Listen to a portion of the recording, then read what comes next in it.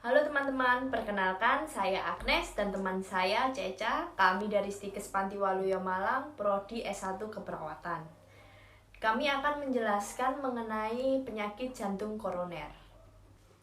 Jadi penyakit jantung koroner menjadi salah satu penyebab tertinggi kematian di Indonesia, terutama pada usia produktif yang tinggal di perkotaan. Pemicu ini utamanya yaitu gaya hidup, rokok, manajemen stres yang buruk, dan pola makan yang tidak sehat.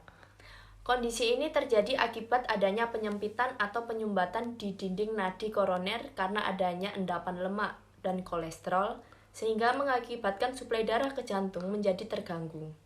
Nah, penderita penyakit jantung koroner berpotensi mengalami henti jantung mendadak. Untuk itulah mengetahui penyakit jantung koroner sangatlah penting. Yuk simak penjelasan berikut ini. Apa itu jantung koroner? Nah, penyakit jantung koroner adalah gangguan fungsi jantung yang terjadi saat arteri koroner tersumbat oleh timbunan lemak. Arteri koroner sendiri merupakan pembuluh darah yang memasok darah dan oksigen ke otot jantung agar tetap memompa jantung. Membutuhkan oksigen dan zat gizi lain yang dibawa oleh darah agar dapat sehat. Nah, kondisi ini membuat otot jantung menjadi kekurangan darah karena penyumbatan atau penyempitan pada pembuluh darah koroner akibat kerusakan lapisan dinding pembuluh darah. Dalam suatu serangan jantung, bagian dari otot jantung akan mati ketika tidak mendapatkan darah.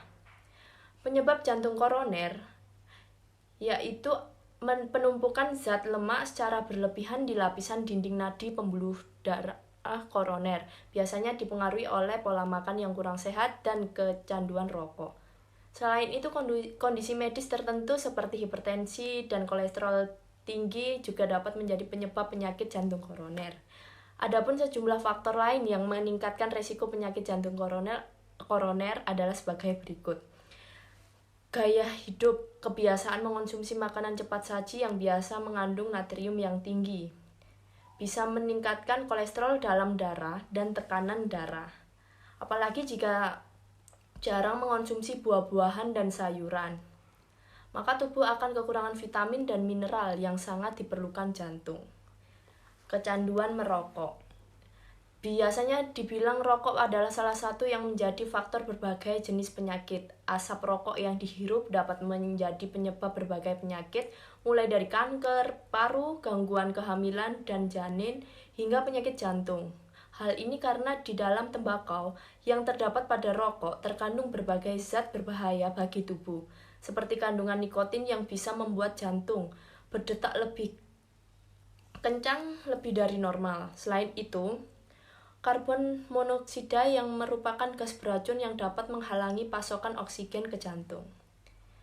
Hipertensi. Hipertensi dapat melukai dinding arteri dan menurunkan fungsi dinding pembuluh darah sehingga memperoleh kolesterol juga dapat menempel di dinding pembuluh darah dan meningkatkan penimbunan plak. Untuk diabetes, adalah salah satu penyakit dapat meningkatkan terjadinya penyakit jantung koroner karena diabetes mempermudah terjadinya penurunan fungsi pembuluh darah sehingga lemak jahat mudah untuk menempel di dinding pembuluh darah dan menyebabkan penyempitan. Dan juga obesitas saat seseorang mengalami obesitas, maka risiko jantung koroner akan meningkat hingga 4 kali lebih tinggi jika dibandingkan pemilik berat badan ideal.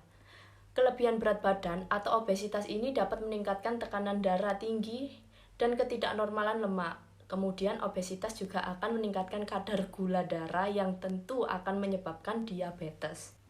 Untuk stres kerap kali terjadi lantaran reaksi alami tubuh saat dihadapkan pada kondisi sulit, seperti tekanan pekerjaan, emosi, dan kesibukan bekerja sehingga tubuh kurang gerak. Namun faktanya, stres dapat memicu terjadinya penyakit jantung. Saat seseorang stres, maka nafas menjadi lebih cepat. Keluarnya keringat berlebihan, mual, tekanan darah yang meningkatkan hingga detak jantung tak beraturan. Hal ini disebabkan penyumbatan pada arteri yang membuat aliran tidak lancar. Untuk riwayat keluarga, seseorang dengan riwayat keluarga penyakit jantung akan lebih tinggi beresiko mengalami penyakit jantung dibandingkan orang lain, terutama pada seseorang yang mengalami penyakit jantung pada usia muda, yaitu kurang dari 55 tahun pada pria dan kurang dari 60 tahun pada wanita.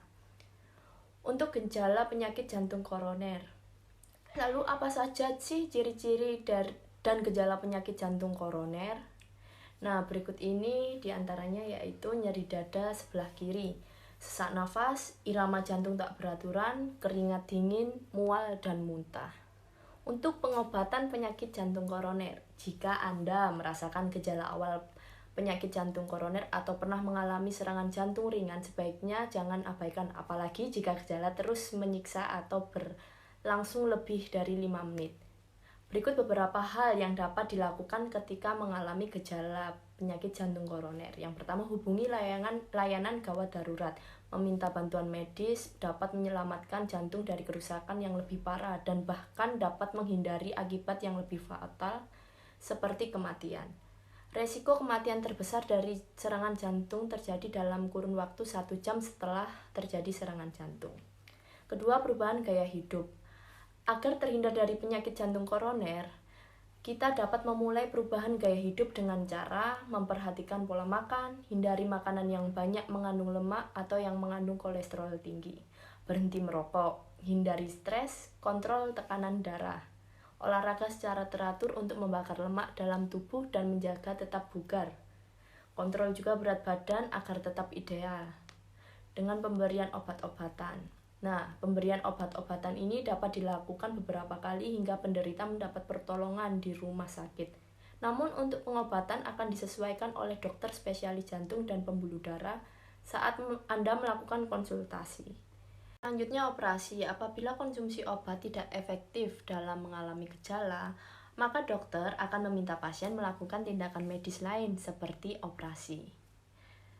Nah, cukup sekian penjelasan dari saya mengenai jantung koroner. Mohon maaf jika ada salah kata dan saya ucapkan terima kasih. Nah, apabila Anda mengalami salah satu gejalanya, sebaiknya melakukan pemeriksaan dan konsultasi dengan dokter spesialis jantung dan pembuluh darah ya. Jangan asal langsung dibiarkan gitu. Oke, terima kasih. Salam sehat semuanya.